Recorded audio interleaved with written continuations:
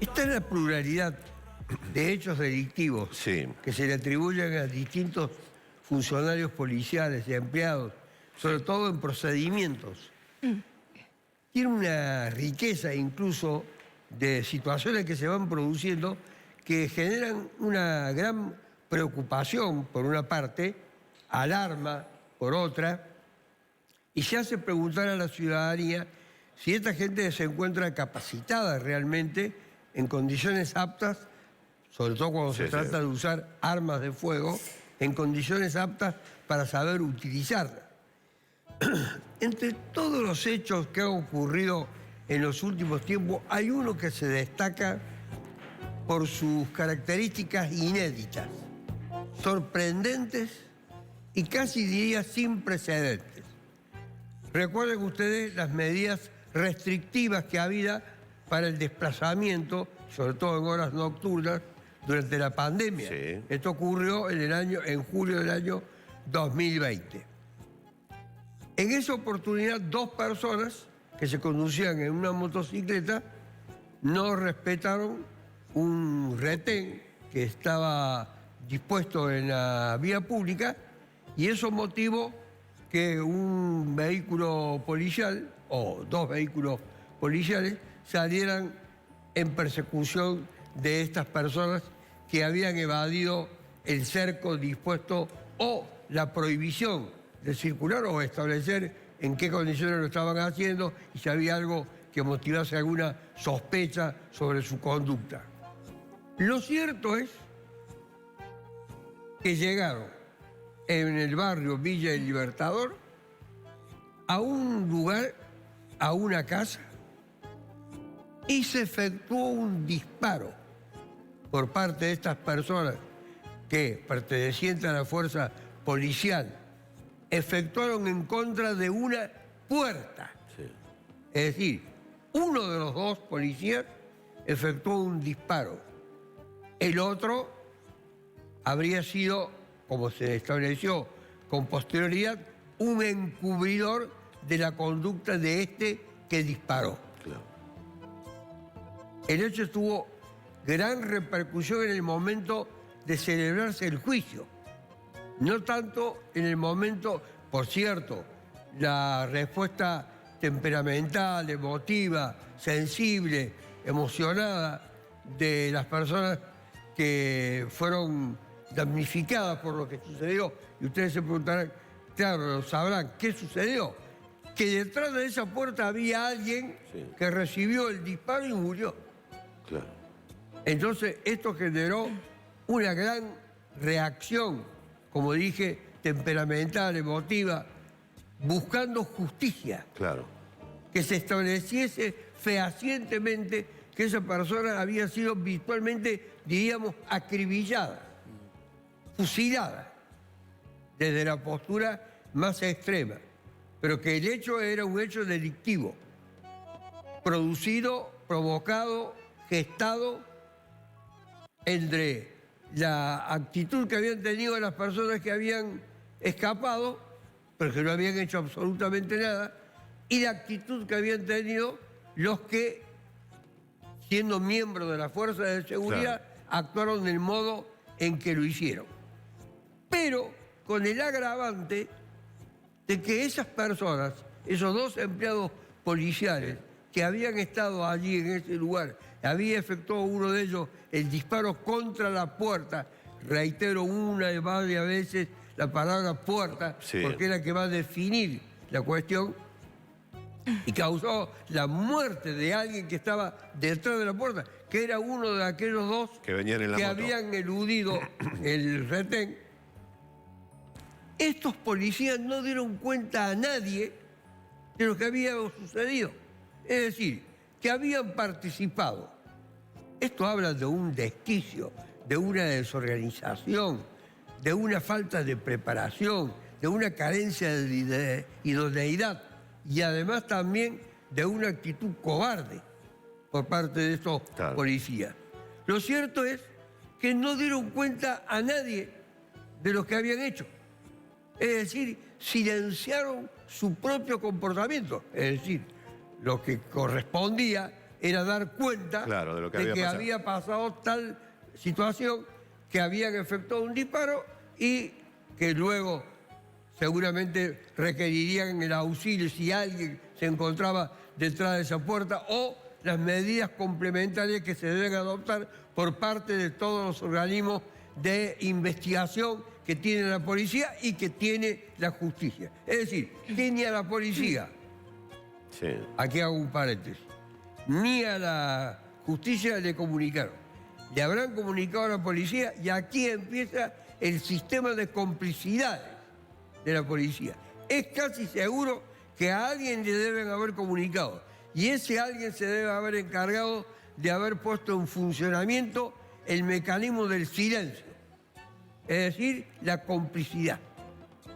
No hablen nada, no digan nada, no saben nada, no conocen nada, no saben lo que ocurrió, cuál fue el resultado de lo que allí se pudo haber producido después de efectuar el disparo contra la puerta.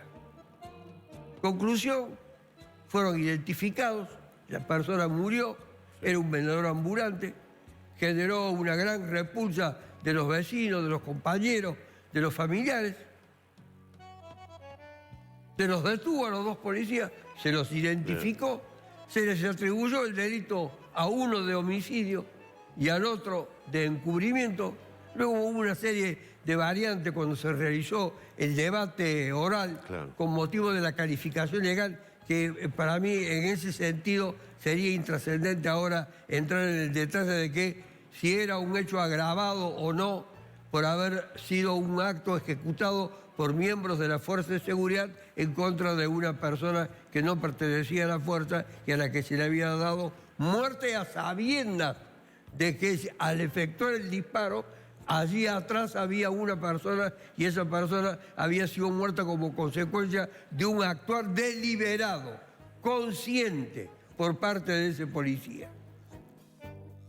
Al margen de esa derivación que motivó que la causa volviese a la Fiscalía de Instrucción y se ampliara la acusación como lo quería el fiscal de la Cámara Tercera del crimen, lo cierto es que en el debate el fiscal de la Cámara dijo categóricamente que el autor de ese disparo que había provocado la muerte, efectuado, como dije, desde la vía pública, desde afuera, sí, hacia la puerta y causado la muerte, era autor de un delito de homicidio agravado, como consecuencia de ser miembro de una fuerza de seguridad y correspondía a la imposición de la pena de prisión perpetua. Mientras que al encubridor, al otro que lo acompañaba, la pena de 5 años como autor del delito de encubrimiento. Bueno, todo el mundo estaba convencido, sí. todos los que tienen algún tipo de interés, los familiares, obviamente, los allegados, los amigos, el periodismo, todos estaban convencidos que ese era un resultado cantado. De pronto, la sorpresa absoluta. Volvió el tribunal y dijo que eso era un homicidio, agravado por el empleo de arma de fuego, nada más. Nada más. No agravado por haber sido efectuado el disparo como miembro de la fuerza de seguridad, con lo cual el agravamiento llevaba a la imposición de la pena de prisión perpetua. Y le impusieron la pena prácticamente el mínimo de ese homicidio agravado por el empleo de arma de fuego, o sea, 11 años de prisión le pusieron, la pena mínima son 10 años y 8 meses. Prácticamente en el mínimo. A pesar de ser una pena dentro de los cánones de la represión legal, es severa, pero estaba muy lejos de la prisión perpetua, que son 50 años, y recién en los 35 años permite recuperar la libertad. Y al otro solamente le impusieron la pena de 3 años de prisión, Quedó no libre. 5. 5, 3. Y como ya tenía cumplido el tiempo de restricción por vía de la prisión preventiva, pudo recuperar la libertad. Ahora bien, la cuestión que queda pendiente, que seguramente ahora va a ser materia, ya se planteó o no sé si lo habrán presentado, pero adelantaron que iba a presentar la Fiscalía recurso de casación por estar en desacuerdo. La defensa también, a pesar de haber tenido un éxito, diríamos, relativamente parcial, también dijo que iba a plantear un recurso de casación porque para ellos era un delito culposo, como por una imprudencia. La Fiscalía mantiene la postura más drástica y como consecuencia de ello el recurso de casación. Va a ser el Tribunal Superior que en definitiva lo va a resolver. La cuestión para la gente, que se haga una representación del cuadro de situación. El policía tiró a una puerta sin saber que detrás de una puerta estaba una persona con vida allí. Esta es la pregunta. Y esta es lo que va a decir la cuenta. Claro, tiró a la puerta y provocó ese resultado. Es decir, para el tribunal hubo dolo eventual. ¿Qué quiere decir esto? Que se representó esta persona, el policía, que detrás podía haber una persona y actuó con desprecio por las consecuencias, con menosprecio por lo que estaba haciendo o por los efectos que esa conducta de él iba a tener. Pero no es lo mismo que matar a alguien en forma directa. Claro. Con lo cual esto hubiese sido un dolo directo, actuar con la voluntad, con la intención dirigida a causar la muerte. Es decir, la puerta es definitoria ahí. Es la puerta. Es el crimen de la puerta. La puerta es contra la que tiró, sin saber que atrás de la puerta había alguien, o sabiendo que había alguien, la cuestión va a cambiar rotundamente. Eso es evidente. Sumado a esa otra actitud que tuvieron de guardar total silencio. Y este silencio debió haber sido también utilizado para cuando se aplicó la pena, haberla aumentado a la pena, porque ellos aparentemente decían que ignoraban lo que había sucedido.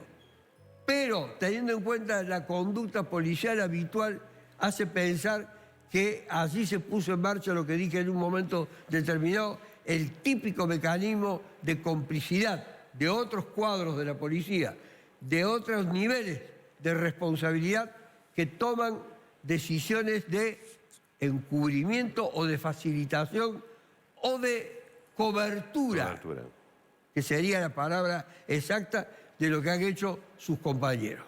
Bueno, interesante, tiró contra una puerta, o tiró contra una persona. Claro. Ahí está la discusión. Fíjese la diferencia de la pena y el valor de la vida. Qué bárbaro, ¿no?